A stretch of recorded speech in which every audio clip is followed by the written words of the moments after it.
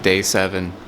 Yes, it is finally come. This is the last day, and I am thrilled to be done with this week. But, it wasn't that bad. It was totally fine. I feel like at some points I thought this day would never come. Like, on day, 2, I was like, oh no.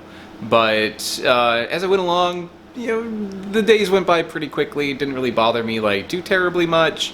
But, yeah, so this morning I am going to kind of try to eat through some of this fruit that I have. So this pineapple, yep, I got this on day 1 and haven't even opened it yet.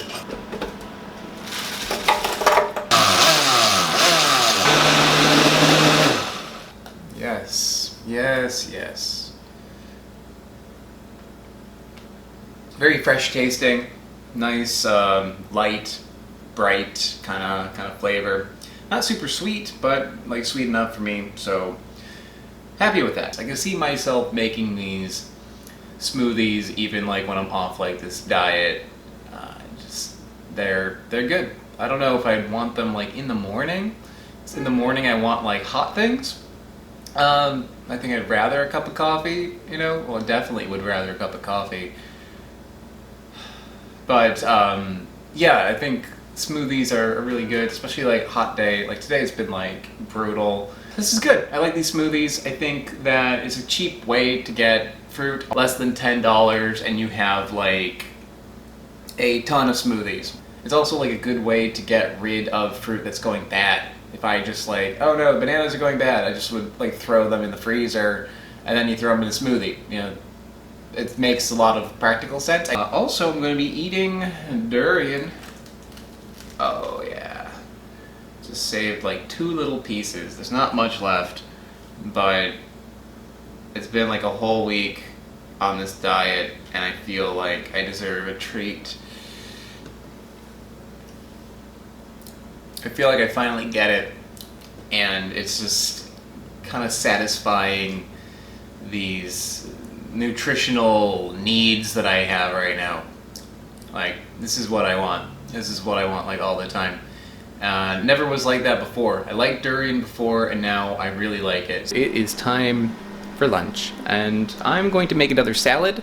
I'm doing that not because I really want it, but because it's the easiest thing to do right now with what I have available to me. If I had the choice of eating anything, I would go and I'd get some more of those zucchini noodles and put some sauce on it. But I ate all of that. These sugar snap peas sound really good right now because they're more like a vegetable, and I really don't want anything too terribly sweet right now. So I'm going to put that in there, some peppers, and some tomatoes. I might put a little extra lemon in this, since my taste buds are kind of bored. So this very well might be the last meal that I have today. I'm probably going to still pick at whatever I have left here. I've got some melon left, I've got that mango. Is it getting boring watching me eat essentially the same thing every day, but kind of switched around a little bit? Because, eating it is fairly boring. I'm trying to keep things exciting, but it's difficult. There's only so many things that I'm able to work with here. And although it may be boring to watch, it is boring to eat, but not as boring as I would imagine. I wonder if it's it might just be because I'm doing this. I'm motivated to do this week, so I'm prepared for it to be boring. But I think part of it is also that fruit is, at least the ones I've been eating, they're fairly mild on the system. So I'm not getting sick of it like I would if I were to eat 2 pieces of cake or something. If you eat a piece of cake every day, you're gonna get sick of that cake real fast because it's so heavy and so rich, and it's got such a strong flavor to it. I'm craving other things for sure. I would love to eat something else, but having another bowl of this salad is not killing me right now. Having another smoothie in the morning, or a fruit salad or whatever, I've never really dreaded the fact that I was eating it. So time for a conclusion to this week on being a fruitarian. Now, my intent going into this was to be as unbiased as possible. This channel is not about fruitarianism. This channel is not about raw food. This channel is not about health.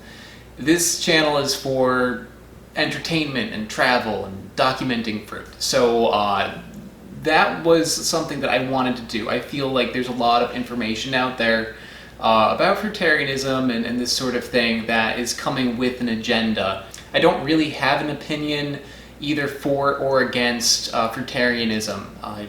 I think, like, as far as like health stuff goes, I'm not the person to talk to. I'm not a doctor. I have no medical background. I'm not the sort of person to talk to about that. I think that if you are actually considering being a fruitarian, then number one, go talk to a doctor about it and see if it's going to work for you. I didn't feel the need to talk to a doctor or anything, so I didn't, because it's just like a short period of time.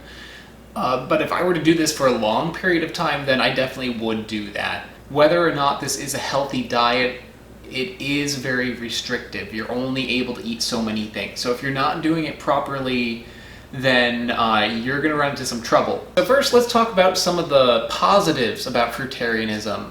Number one, you feel full. And this was, I know I've said it a few times already this week, but this was shocking to me. The first 2 days were the most difficult days because I felt like my body was like adjusting. And then once I kind of like got into it, my body was like, okay, so we're just eating fruit now. You got it. I felt a change in me. I would eat fruit and I could go out for like 5-6 hours and not really like eat anything and be totally fine. Second, it makes you feel lighter.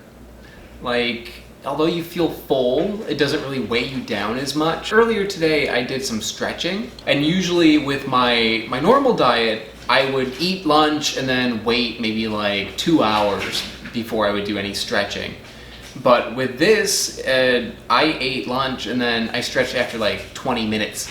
It's like greatly different. Like, even though I still felt like fruit in my body, it's not like heavy. It doesn't make me feel like gross. 3, this one I'm not too sure. I'm a little skeptical about it, but I'm kind of noticing it, is that I feel like my skin is nicer. It doesn't feel as oily as it normally would be, which is something I've heard people that do like raw food and you know, such sorts of diets talking about. I wish that like I did a like extreme close-up of my pores or something, because I'm sure you love that, and saw like what it looked like, and you know, then and now. But I don't know, does it look better to you?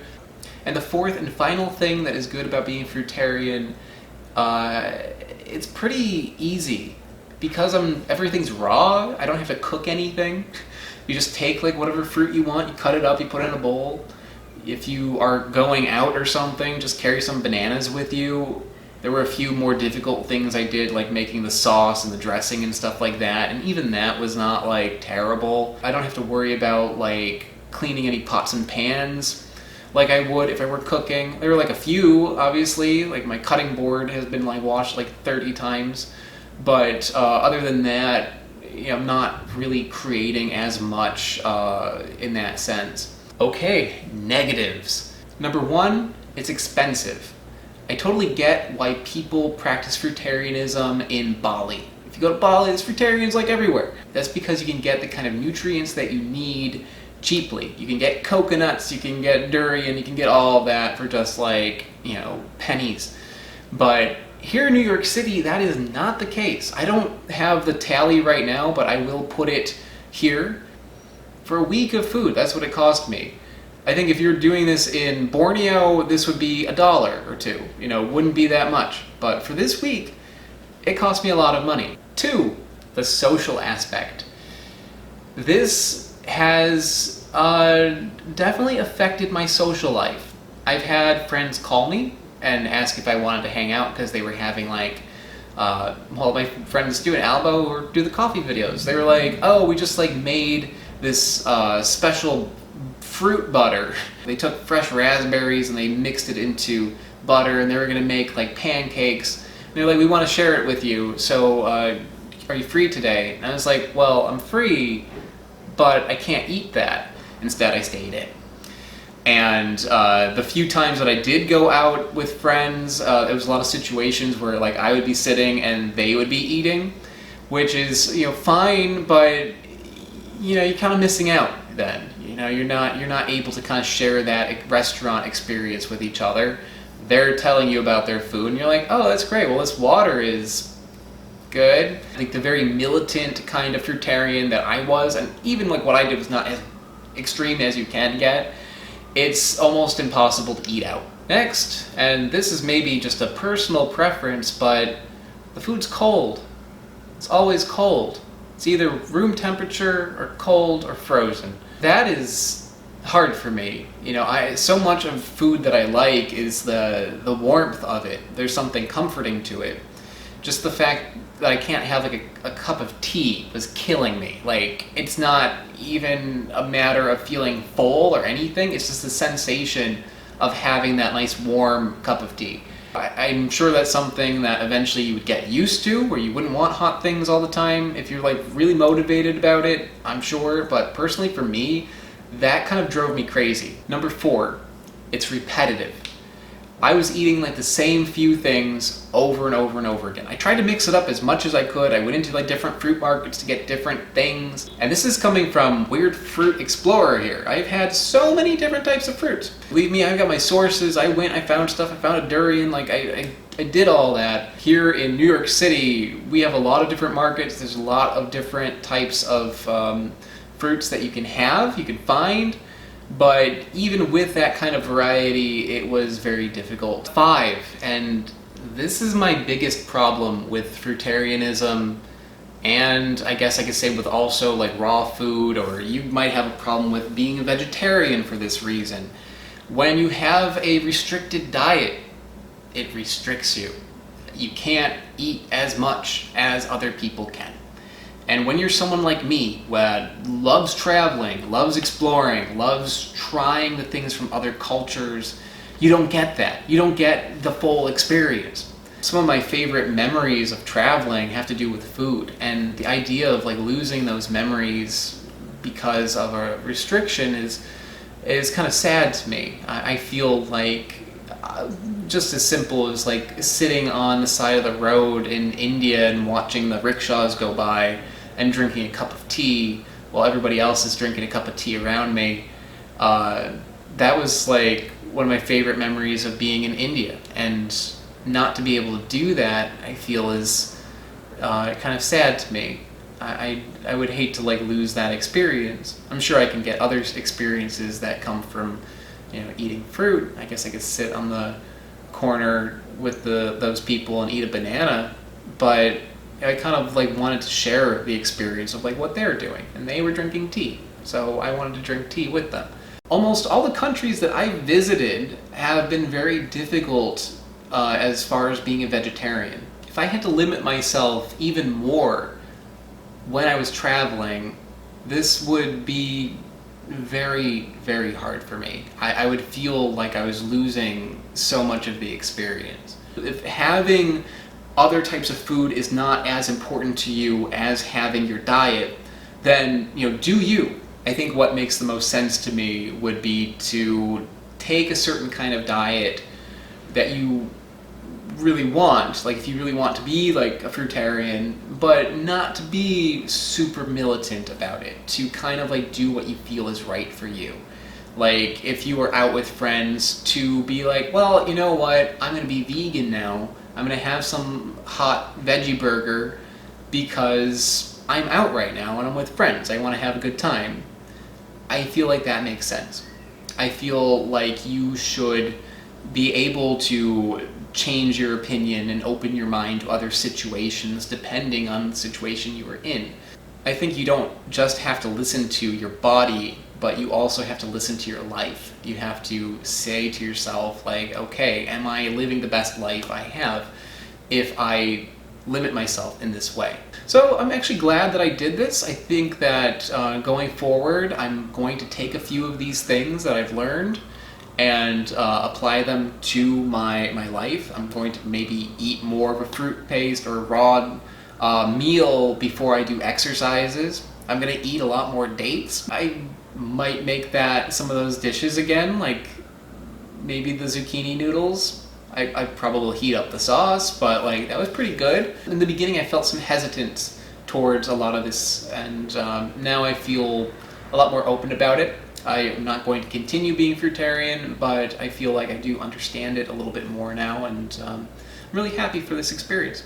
And I hope you've enjoyed watching me document this experience as I have, and I will see you next time.